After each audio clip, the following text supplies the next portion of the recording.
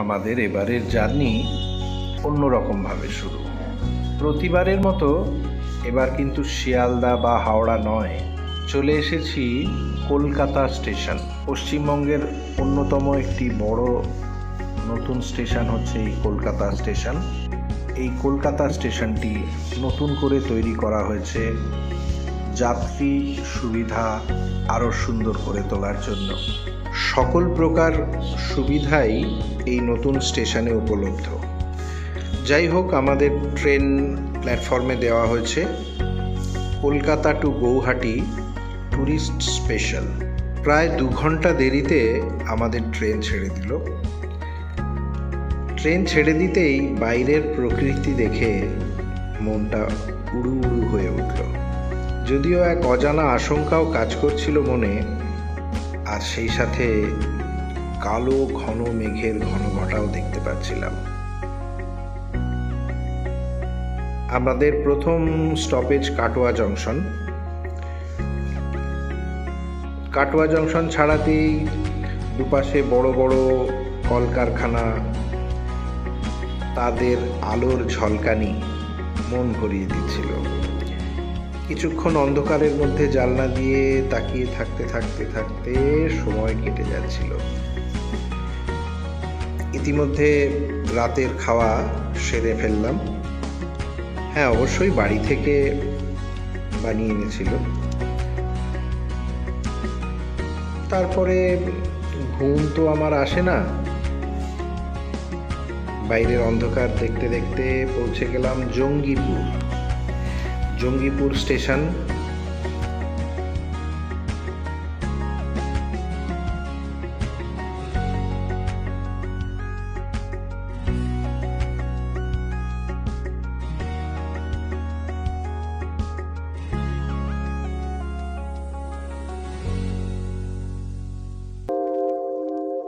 আবার ট্রেন ছেড়ে দিল। ধীরে ধীরে ধীরে ধীরে আমরা এগিয়ে চললাম। টিপ টিপ বৃষ্টি অলরেডি শুরু হয়ে গেছে। মনের মধ্যে যেমন এক অজানা আশঙ্কা কাজ করছে, হয়তো আমাদের ঘুরতে যাওয়াটা পুরোটাই বৃষ্টির মধ্যেই কাটবে। আবার সেই সাথে এই বৃষ্টির প্রকৃতি আমি আবার খুব ভালোবাসি। পৌঁছে গেলাম মালদা স্টেশন। এখানে আমাদের জাতীয় পতাকার এই বিশাল একটি প্রতিকৃতি আমাদের মন ভরিয়ে তুলল। ক্রমশ ভোর হয়ে গেল। কখন যে অন্ধকার দেখতে দেখতে আলো ফুটে উঠল খেয়াল করিনি। একটু চোখ লেগে এসছিল। হঠাৎ প্রথম সূর্যের আলোয় ঘুম ভেঙে এই দৃশ্য দেখে মন অভিভূত হয়ে পড়ল। চালা চা হেঁকে চলে যাচ্ছে, সেদিকেও খেয়াল ছিল না। ভোরবেলায় 1 কাপ গরম চা সত্যিই প্রয়োজনীয় হয়ে ওঠে, কিন্তু এই প্রকৃতি সব ভুলিয়ে দিচ্ছিল। আর এটা কিন্তু এই বর্ষার আবহেই এত সুন্দর মেঘ দেখা যাচ্ছে, এত সুন্দর আকাশের রঙিন ছটা মন ভরিয়ে তুলছে। ধীরে ধীরে এগিয়ে চলেছি আমরা নিউ জলপাইগুড়ির পথে।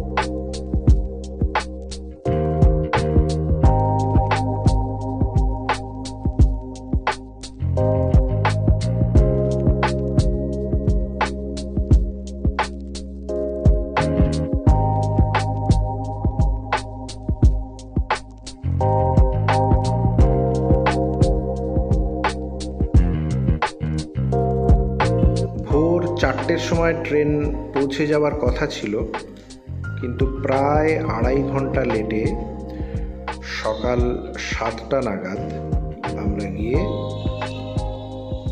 পৌঁছালাম এনজেপি স্টেশন। প্ল্যান মাফিক সকাল 7টায় যেহেতু আমরা পৌঁছে গেছি, দৌড়ে দৌড়ে গিয়ে দেখলাম হ্যাঁ ঠিক তাই, আমাদের জন্য দাঁড়িয়ে রয়েছে ভিস্টাডোম ট্যুরিস্ট স্পেশাল ট্রেন। এই ট্রেনটি নতুন চালু হয়েছে, বিশাল বড় বড় কাচের জানলা এবং 360 ডিগ্রি চেয়ার মুভেবল। একটা খুব সুন্দর ব্যবস্থাপনা আমাদের ভারতীয় রেলের পক্ষ থেকে করা হয়েছে ডুয়ার্স যাত্রীদের জন্যে। কারণ এনজেপির পর থেকে প্রাকৃতিক দৃশ্য এত সুন্দর যে আপনার ইচ্ছে করবে এরকম বড় বড় জানলাওয়ালা কোনো ট্রেনে দুধার দেখতে দেখতে মন ভরিয়ে তুলতে। খোঁজ খবর নিয়ে আগেই ঠিক করে রেখেছিলাম এই ট্রেনটির সাথে যে সেকেন্ড ক্লাস যাত্রার ব্যবস্থা যুক্ত হয়েছে,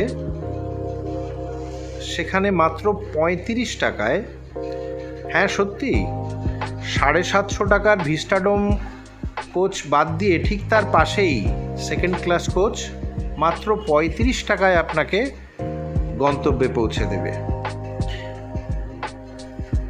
আপনাদেরকে ভিতরটা দেখাবো।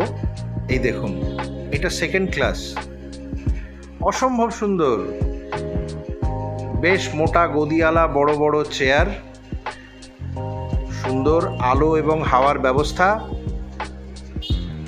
বড় বড় জানলা, আর তার সাথে অসম্ভব সুন্দর প্রকৃতি। এনজেপি স্টেশন ছাড়াতেই দুধারে কাশবন আমাদেরকে স্বাগত জানালো। এ যেন মনে হচ্ছিল বেশ কিছু সাদা কবুতর ডানা মেলে উড়ে আসছে আমাদের দিকে। এত সুন্দর কাশফুলের সমাহার হয়তো আমাদের দক্ষিণবঙ্গের দিকে দেখাই যায় না আজকাল, কিন্তু উত্তরবঙ্গে পা দিতেই মন ভরে গেল এই কাশফুলের ছোঁয়ায়।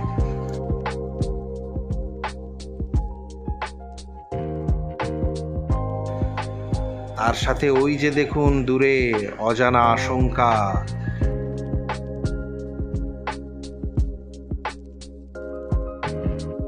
ভীষণ কালো ঘন মেঘের এক ঢেউ যেন ধেয়ে আসছে আমাদের দিকে। যাই হোক, একটু এগোতেই ওই দূরে কালো মেঘের দৃশ্যপটে সামনে সবুজ চা বাগান। আহা হা হা, কি মনোরম দৃশ্য। একপাশে ঘর বাড়ি লোকালয়, আর ট্রেনের ঠিক অপর পাশেই চা বাগান শুরু হয়ে গেল। প্রথম স্টেশন শিলিগুড়ি টাউন এবং দ্বিতীয় স্টেশন শিলিগুড়ি জংশন, যেখান থেকে দার্জিলিং যাওয়া টয় ট্রেনটি ছাড়ে। এটা সেই শিলিগুড়ি জংশন স্টেশন।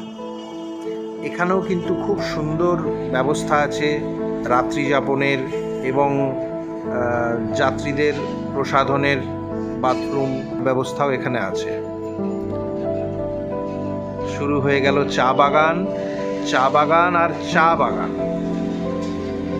সবুজ আর সবুজ, চারিদিকে শুধু সবুজ। এত শান্তি চোখে আর মনে যা ভাষায় প্রকাশ করা যায় না।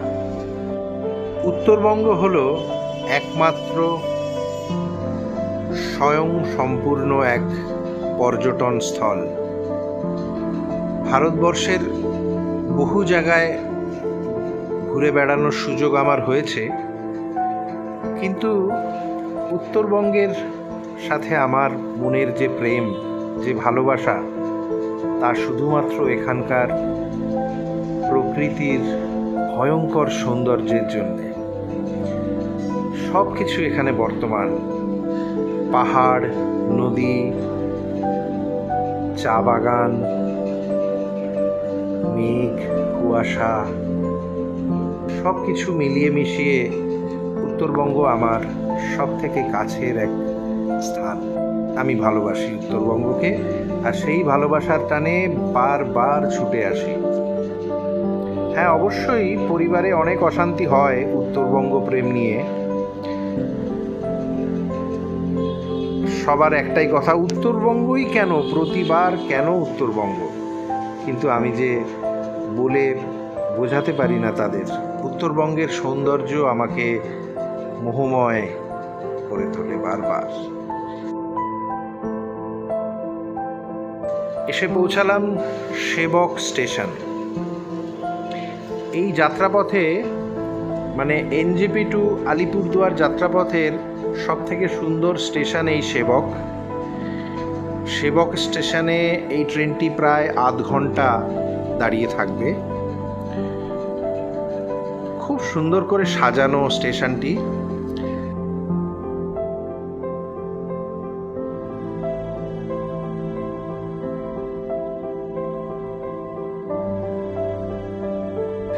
দূরে দেখতে পাচ্ছেন স্টেশন অফিস, ঠিক যেন একটি রেলের কামরা। এই যে দূর থেকে দেখলে মনে হবে একটি রেলের কামরা, কিন্তু আসলে এটা রেলের অফিস। স্টেশন মাস্টার এখানেই বসেন, টিকিট কাউন্টারও এখানেই, প্রসাধনের ব্যবস্থাও রয়েছে সুন্দর। এই স্টেশনটি ছাড়াতেই প্রথম দেখা হলো তিস্তার সাথে। চঞ্চলা যৌবনবতী এক তিস্তা। দূরে দেখা যাচ্ছে করোনেশন ব্রিজ। এই যে আরেকটি অসম্ভব সুন্দর হচ্ছে এখানকার প্রকৃতি। সুউচ্চ পাহাড়, মাঝখান দিয়ে বয়ে চলেছে তিস্তা, আর চারপাশে ঘন জঙ্গল। হ্যাঁ, অবশ্যই সবুজ আর সবুজ। আমরা ক্রমশ প্রবেশ করেছি চাপড়ামারি ফরেস্টের মধ্যে।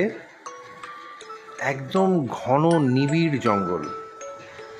যখন তখন এই জঙ্গলের পথ ধরে হাতিরা চলে আসে, চিতাবাঘ, বাইসন, ময়ূর, এদের তো নিত্য যাতায়াত এই রাস্তায় এবং এই রেল লাইনের ওপরে। বহু দুর্ঘটনাও শোনা যায় মাঝে মাঝে, বা খবরের কাগজে দেখা যায় হাতি চাপা পড়ে গেছে ট্রেনের তলায়। এক এক করে চাপড়ামারি, গুলমা প্রভৃতি স্টেশনগুলো আমরা পেরিয়ে চললাম। চারপাশে অসম্ভব সুন্দর দৃশ্য। কালো মেঘের প্রেক্ষাপটে সুউচ্চ পাহাড়, পাহাড়ের মাথায় কুয়াশা, মেঘ, তার সাথে এমন সুন্দর ট্রেনে আমাদের যাত্রা চলছে। ট্রেনটি বেশ ফাঁকা, কোনো রকম কোনো গোলযোগ নেই, কোনো ভিড়ভাট্টা নেই, কোনো হকারের চিৎকার নেই। একটি গানের দল উঠেছিল আমাদেরই সাথে। তারা রাম নারায়ণ রাম গাইতে গাইতে যাত্রাপথের আনন্দ আরও বাড়িয়ে তুলেছিল। ভালো লাগছিল বেশ।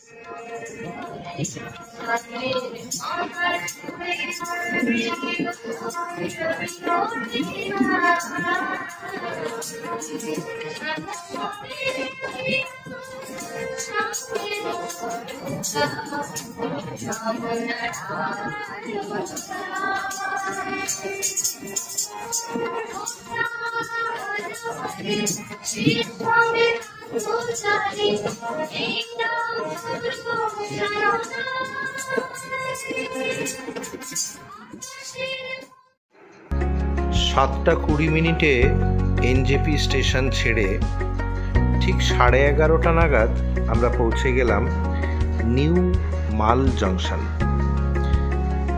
আজ এই পর্যন্তই আমাদের গন্তব্য ছিল। নিউ মাল জংশন স্টেশনটিও বেশ পরিষ্কার পরিচ্ছন্ন, সুন্দর করে সাজানো এবং বেশ বড়। স্টেশন থেকে বেরোতেই প্রচুর টোটো গাড়ি আমাদেরকে ঘিরে ধরল গন্তব্যে পৌঁছে দেওয়ার জন্যে।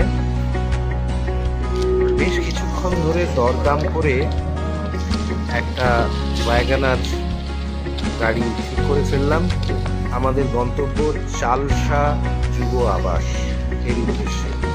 নিউ মাল জাংশন থেকে দূরত্ব প্রায় 13 কিলোমিটার। মাত্র 200 টাকায় একটি গাড়ি ঠিক করে ফেললাম। ধীরে ধীরে বৃষ্টির মধ্যে দিয়ে জঙ্গলের গহীন পথ পেরিয়ে প্রায় পৌঁছে গেলাম আমাদের আজকের গন্তব্য চালসা যুব আবাস। পশ্চিমবঙ্গ সরকারের এক অনন্য কীর্তি এই চালসা যুব আবাস। ডুয়ার্স সিরিজের পরবর্তী পর্বগুলো দেখার জন্য চোখ রাখুন এই চ্যানেলে।